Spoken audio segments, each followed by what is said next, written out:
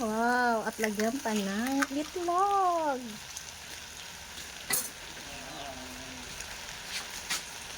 Nagugutom na tuloy ako. Ubos na ang fried chicken mo.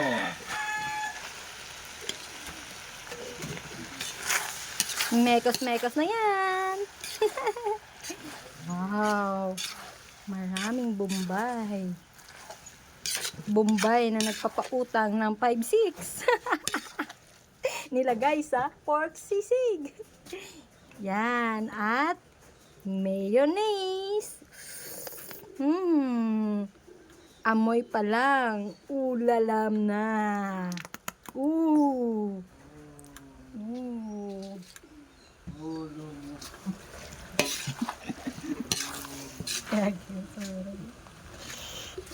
At mekos-mekos na ulit.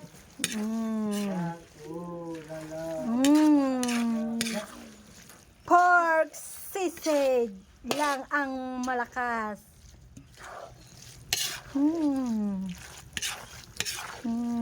Videoan mo din yung shumay. Mekos-mekos ulit. Yan na. Hihintayin na lang natin na maluto. At ibebenta na mamaya.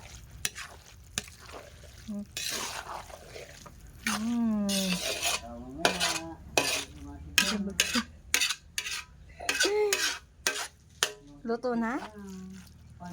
Luto na? Hindi pa luto. Okay na. Ito na yung finished product ng pork sisig. Tignan nyo. Ooh.